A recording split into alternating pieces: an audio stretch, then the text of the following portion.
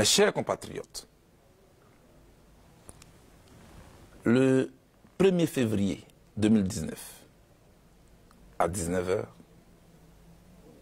les portes de la prison sont ouvertes pour le président Laurent Gbagbo et moi. Aujourd'hui, je peux enfin m'adresser à vous en homme libre. Pendant ces longues années de détention, j'ai sans cesse pensé à vous, à vos familles, à tous ceux qui vous sont chers, ainsi qu'à notre bien le plus précieux que nous avons en commun, notre pays, la Côte d'Ivoire. Si le fil du dialogue a été rompu par les circonstances que vous savez, rien de vos questionnements, de vos inquiétudes relatives à l'avenir de notre nation ne m'ont échappé. Pas plus que les douleurs qui vous ont affligé et qui continuent malheureusement de vous habiter aujourd'hui encore, semblant jeter un voile épais sur l'avenir. Notre avenir que nous sommes pourtant obligés de réinventer ensemble. C'est ce dialogue que je renoue aujourd'hui avec vous tous, sans exclusive. Quelle qu'a été votre opinion sur ce que j'ai vécu? Que vous m'ayez accablé ou que vous n'ayez jamais vacillé dans la confiance placée en moi, je suis heureux, très heureux de me retrouver en votre compagnie, en homme libre. Je conçois que dans notre pays ballotté, martyrisé par une tempête si féroce et interminable, chacun a eu 1000 raisons d'être mécontent et de se laisser gagner par la rage et la haine. Pourtant, ici et maintenant, mon message à votre endroit est d'abord un message d'apaisement. Ensuite, ce que me dicte mon cœur en ce moment, c'est de vous dire toute mon affection. Ma singulière et profonde affection. En vous l'exprimant, je ne vous rends qu'une infime partie de soutien et de l'immense amour que vous avez bien voulu me témoigner pendant ma détention. C'est pourquoi, à vous tous, singulièrement ceux dont il m'a été impossible de répondre aux nombreux messages de soutien, d'encouragement et d'invitation à tenir bon, je voudrais dire un grand merci. Je suis entré en prison nue. J'en sors, l'esprit en paix, le cœur plein d'amour, les bras chargés de ce que vous m'avez offert. Dans cette séquence si significative, comment oublier mes sœurs, mes frères, la diaspora ivoirienne et africaine? Ces gens formidables qui, pendant plusieurs années, ont bravé le froid polaire, la distance, pour nous apporter leur soutien qui nous a été très réconfortant. Soyez rassurés. La reconnaissance que je vous dois, elle est à nulle pareille. Merci.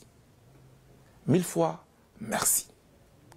Que le Tout-Puissant vous rende au centuple tous les efforts que vous avez fournis et tous les sacrifices que vous avez consentis pour nous.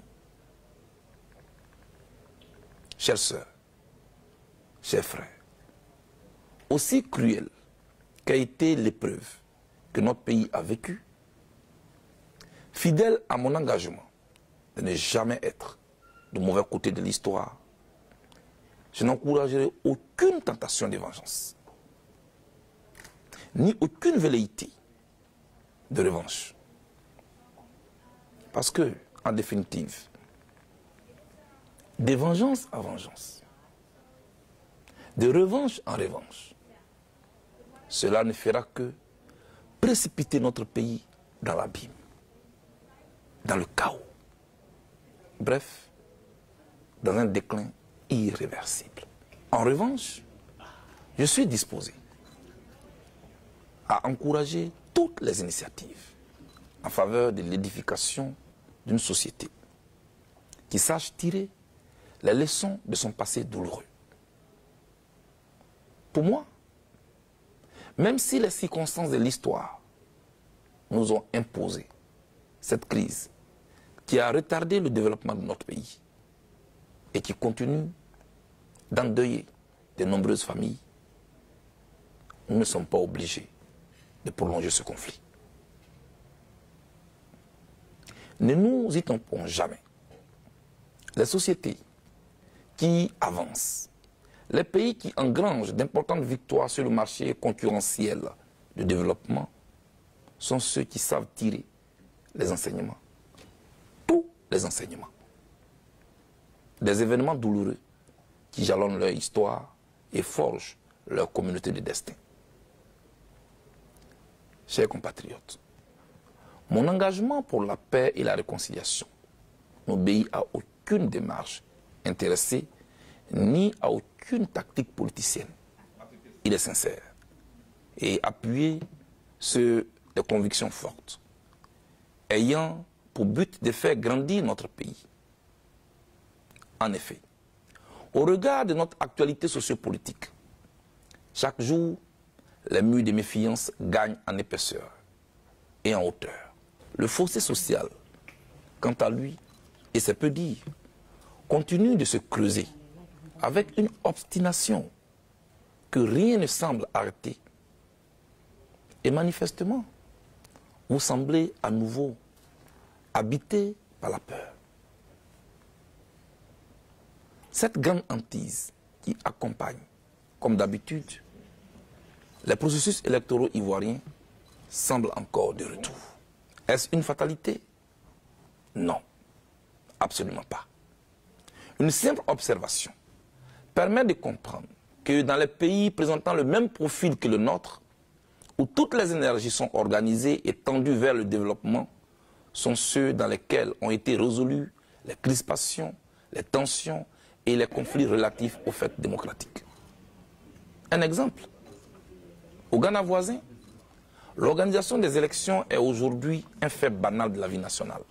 Chères sœurs, chers frères, chacun doit comprendre que le fonctionnement de notre démocratie naissante doit se faire autour de règles impartiales, au service de la quiétude des populations. Nous devons travailler à doter notre pays d'institutions fortes et crédibles qui puissent traverser le temps et non des institutions assujetties aux intérêts immédiats du parti au pouvoir. Est-ce si difficile, comme au Ghana, d'arriver à une normalité électorale? Certainement pas. D'autant plus que les problèmes qui empêchent nos élections d'être incontestables sont connus de tous. Ne manque que l'engagement pour les acteurs politiques ivoiriens les plus en capacité de changer les choses, d'accepter d'associer leur nom pour toujours à l'histoire de ce pays. Malheureusement, je sais qu'ils s'en trouveront pour moquer un tel rêve. C'est cela, la diversité d'opinions que je respecte, des postures du moment et d'une absence de projection vers le futur. Néanmoins, permettez-moi encore une fois d'insister et d'espérer qu'avec un peu de bonne volonté, d'engagement et de détermination, les fils et les filles de la Côte d'Ivoire se parlent de nouveau pour ramener notre pays sur les rails de la paix, gage de tout développement. Ainsi, nous pourrons envoyer à tous nos partenaires extérieurs le signal que nous sommes des best places où investir en toute confiance. Notre pays en a besoin. En ce qui me concerne, j'ai fait ma part. Et comme je l'ai toujours répété, je serai un instrument au service de la paix et de la réconciliation dans mon pays. Savoir reconnaître ses erreurs, assumer ses responsabilités, quelles qu'elles soient, voilà la voie vers la rédemption. De fait, quel que soit ce que chacun d'entre nous aura vécu, nous devons apprendre à nous pardonner les uns les autres. Et je le répète, quel que soit ce que chacun d'entre nous aura vécu, nous devons apprendre à nous pardonner les uns les autres. Pour moi, le pardon est une étape inévitable à la reconstruction d'une Côte d'Ivoire nouvelle. Une telle démarche serait la démonstration de notre grandeur d'âme, l'âme ivoirienne. Elle est aussi, et vous en conviendrez aisément avec moi, l'un des plus grands signes d'espoir. Ensemble, nous devons construire notre pays dans le respect de nos différences d'opinion, de religion et de provenance géographique. Tout comme nous devons inscrire notre engagement et notre culture politique dans une compétition saine, c'est-à-dire débarrassée de toute violence et surtout loin des armes. À cet égard, je voudrais affirmer ici qu'aucune ambition politique, aussi noble soit-elle, n'est au-dessus de la vie des Ivoiriens, d'aucun Ivoirien. La vie, elle est sacrée. À mes yeux, ce sont nos différences qui enrichissent le débat politique et confèrent à la démocratie toute sa beauté et tout son sens. Chers compatriotes, il est vrai que ma détention a été physiquement éprouvante. Cependant, elle n'a aucunement altéré mon moral. D'ailleurs, l'espoir de nous voir tous unis de nouveau dans notre beau pays ne m'a jamais quitté. Un pays qui procurera à chacun et à tous ses enfants les meilleures opportunités de vie, une meilleure éducation, des soins médicaux appropriés, une justice équitable et un environnement qui garantisse la sécurité de tous. Que Dieu nous bénisse, que Dieu bénisse la Côte d'Ivoire. Je vous remercie.